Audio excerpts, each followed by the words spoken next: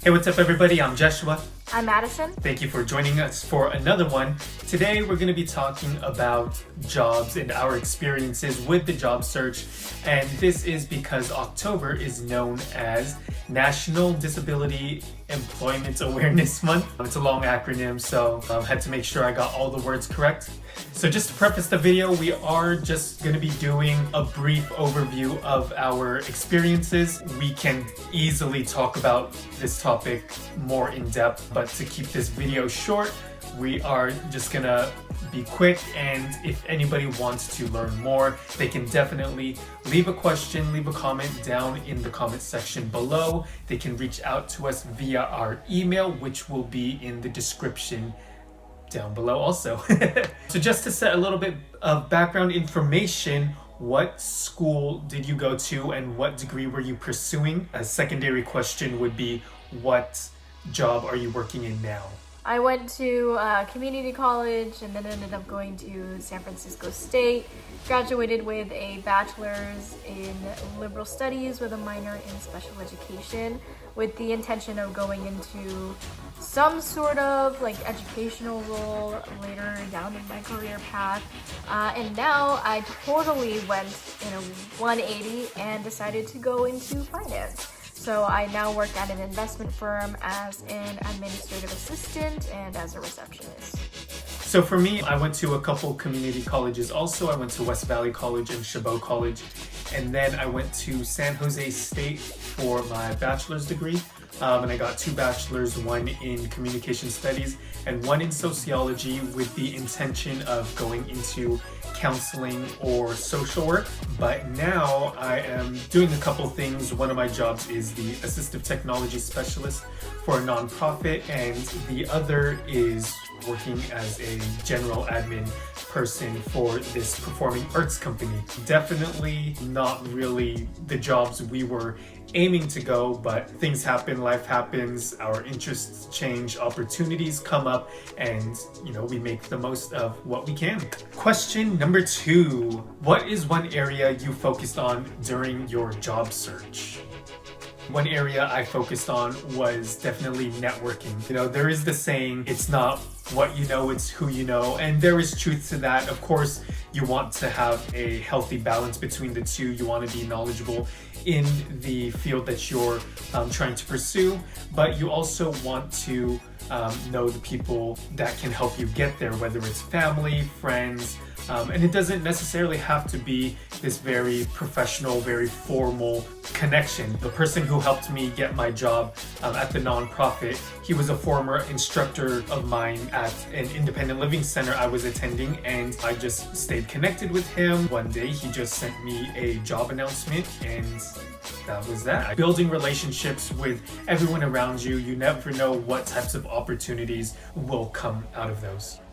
For my job search, I also focused on social skills because I know I'm a naturally awkward and shy person. So I literally studied body language and facial expressions and the intonation of the voice. So I looked into how to make myself more approachable in terms of like keeping my body language open, how to make it appear to someone that I'm actually listening to them and investing in their conversation, because I can't make eye contact with people straight away because of my nystagmus. And so I think it really helped me at least help refine my communication by researching it and really studying it and even applying it in my daily life. And then when I can get to interviews, I can at least seem more competent in the way that I present myself in a social sort of way. And by the way, shameless plug, Madison mentioned her nystagmus. She did a video on it last week. Check it out in the description below. Number 3, was there anything that discouraged you during your job hunting process or during the job search?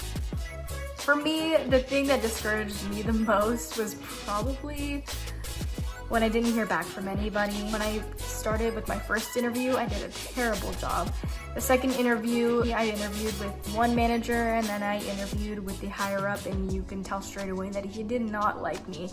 After that, I kind of was a little traumatized and was afraid to put myself back out there. Being rejected, then not hearing back from anyone for a really long while, I think was very discouraging, but as long as I kept doing it, putting my name out there, I figured it would benefit me in the long run. Something that I felt was discouraging through my job hunt was just trying to figure out accessibility and accommodations for a job. There was one job I did apply for. It was more in the education field, and I could tell that the people interviewing me seemed very concerned as to how can I, as somebody who's visually impaired, supervise the students. And so, that started having me second guess my skills for accommodations and accessibility, but also my skills as a leader. What it ended up doing for me as I continued looking for those jobs, it helped me to be more comfortable and confident with accessibility needs I have, what accommodations would help me be successful in the job. That way I can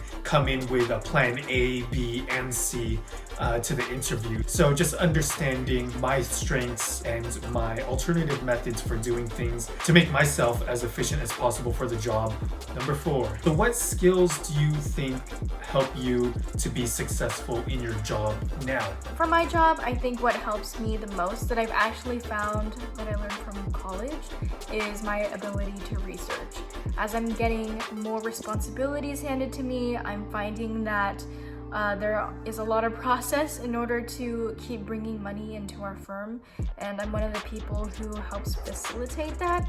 So in terms of trying to find the best way and the most efficient process to do that does require some work, whether it be speaking to the client, doing my due diligence, and doing my homework even before speaking with the client to make it look like I know what I'm doing. It helps to be able to narrow down processes for many different things, because finance is a complex industry and that there are lots of rules that you have to abide by, whether that be for a certain firm, whether they be for the IRS and taxes, and so there are a lot of hoops that need to be jumped through sometimes, and there may be times where there aren't that many.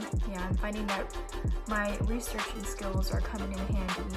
There's a couple that I think help me to be successful. So part of my job is training people on different pieces of technology, and the people that come in have different levels of knowledge pertaining to these devices. Being able to cohesively and efficiently explain the different products and the different features, communicate information to these tech whizzes, to the new people in tech, be able to communicate the same information to my supervisors and to my colleagues and then to vendors we work with, really trying to get a message or a story across so that everybody can understand and be on the same page. And I think a second skill that helps me is finding the balance between being personable and professional, or maybe I should say personable and knowledgeable. I've found and continuing to find that balance between being personable, being welcoming, but also being professional, being formal so that we can get the job done. It goes back to what I was saying about networking. Yes, we have business to do, but I'm also building relationships with the people that come in, with the people I work with, the people I reach out to. Question number 5, our last one.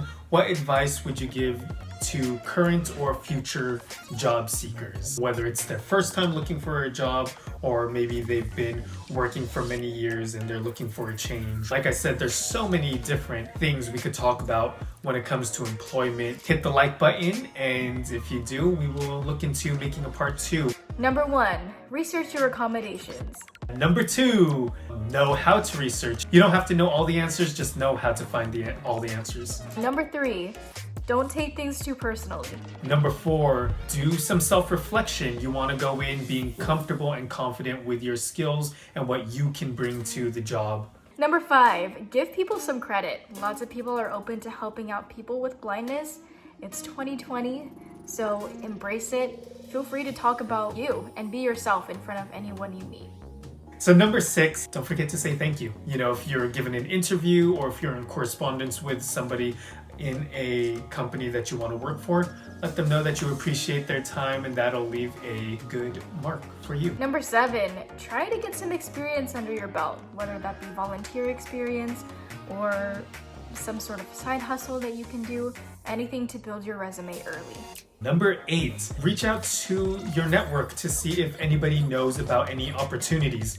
As Madison said, whether it's volunteer, internships, whatever it may be, your experience will help you out so you can develop professionally and personally. Number 9, practice professional etiquette early. Now that everything's online, you can practice proper email etiquette with your teachers, with your friends. You can practice punctuality. Lots of that will pay off when you maintain good habits early on.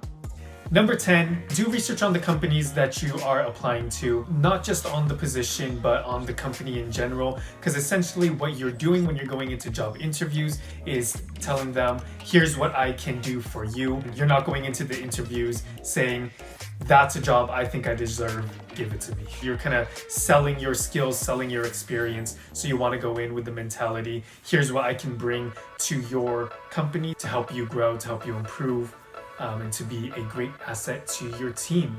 I guess bonus tip from me, if you notice there's some access related issues with the company, maybe you can bring those up or address them somehow and say how you can be instrumental in helping that company overcome those barriers. All right, so that is it. Thank you so much for sticking around. We are at the end of the video. If you stayed this long, leave a heart emoji down in the comment section below, and we will catch you in the next one. Thanks for watching. If you would like to learn more about blindness or would like to check out more of our videos, check out the links in the description down below. We'll see you in the next one.